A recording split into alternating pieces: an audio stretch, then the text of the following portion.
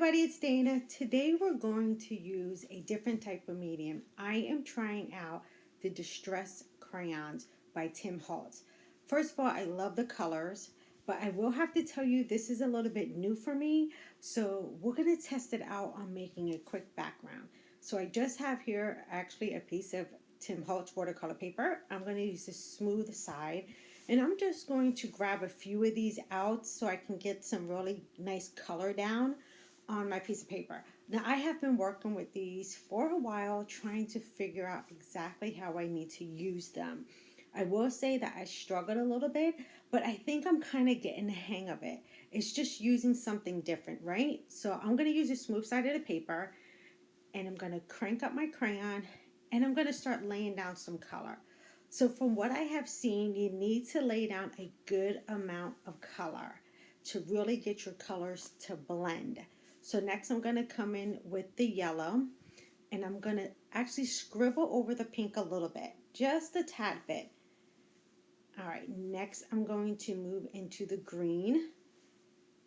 And like I said, this is something I've been working with because they're so new, but I think it's with anything that we use, we have to try it out and see if we like it. And I just think I need to get the hang of these and work with them a little bit more to get like that perfect look I'm going for. All right, now since I have done the color, I'm going to use my hands.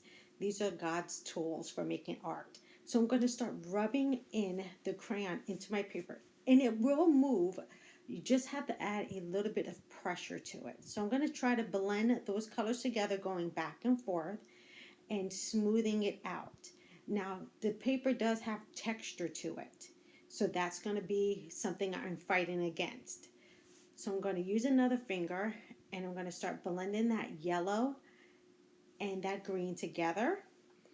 And then I'm going to use my last finger to blend the blue and the green together. Now, again, it's going to move on the watercolor paper. You just really need to work at it and really like buff that ink into the paper. That's what I realized. You got to buff it, like waxing a car. All right, can you see how pretty that is? All right, next I'm going to bring in a stencil. I want to add a design to all of this pretty color. So I'm going to lay down this stencil. This is also by Tim Holtz, by the way. And I'm going to spray some water right onto that color. So doing a little bit of practice here, I know that I can remove some of that color and have a really great design. So I'm just going to dab some of the water up, and you can see I'm getting some of that color up. And I'm really pushing hard, you guys, into the paper because I want to try to remove some of that color and actually get that water worked in to the cardstock, or to the watercolor paper rather. So I spritz it a little bit more. I'm going to let it sit there for a quick second, and then I'm going to go back in. And I'm kind of going in a twisting motion when I do it to kind of really blend that color in. So right there in the middle, I'm just going to twist, very, very lightly. I'm going to try to get up as much water as I can so I can have a nice design when I'm done. So let me show you really quick. Can you see that? You can get a really cool effect by twisting and really getting that color to move through a stencil. All right, so now I'm going to go ahead and do both sides. I kind of sped this up because it's just doing the same exact thing that I was doing down the middle. I'm spraying and I'm spritzing. Next, I'm going to come over and do the left side. I'm going to add some water. And again, I'm just going to rub until I get my design. And then I'm just going to pat up along the center. See how pretty that came out? So now I want to pop this with black. So I'm going to use some black, and I'm going to stamp a sentiment across there. So the first thing I want to do, I really want to emboss this. So I'm going to go ahead and grab my embossing buddy. And I'm just going to put that down so my white embossing powder does not stick to all of this.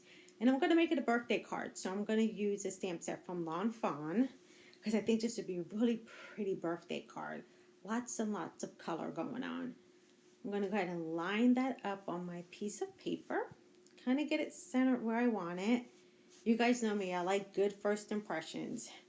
So I'm going to go ahead and grab my acrylic block, and then I'm going to also grab some embossing ink, and this is the Brutus Monroe embossing ink.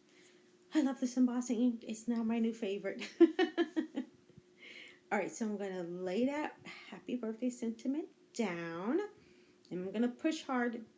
So I only have to do this one time. Push, push, push.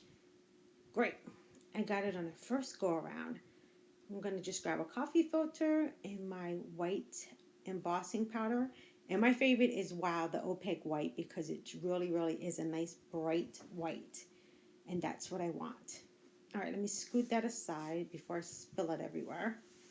And then I can go ahead and heat this up. I'm going to heat up my gun off to the side a little bit so I can kind of get it hot. So when I bring it over to the paper, it's going to melt that embossing powder rather quickly. So like I said, these crayons are really, really fun to work with. You just got to practice with them. That's all I can say. Practice, practice, practice. All right, so now I have that crisp white happy birthday. And now I can get ready to start putting my card together. I'm just going to lay that down, kind of see where I want everything to be, and then I can put the card together. All right, so I'm just going to grab my ATG gun. That's a tongue twister today. And I'm going to add it right across that piece of paper. Just going to line it up. And I'm just covering that line I had created earlier from the twisting. See how you can always save a card. Don't throw those panels out if they don't come out the way you want them. Don't throw them out. You can fix them. Trust and believe. I know this. All right, so I'm just going to trim that off, and look how great that black looks against all that color. Oh, perfect masculine card. I'm also going to go ahead and mount this on a piece of black cardstock. That really makes that distressed crayon pop. So as you can see, it didn't take very long at all to put this card together. And I will say I will be practicing a lot more with these distressed crayons and bringing you some of the results in a video. So let me just pop that down. Oh, I love, love, love how this has come out. All right, we are about done. All I have to do now is put this on a card base. And you guys know me, if you've watched my channel, you guys know I put everything on a white card base.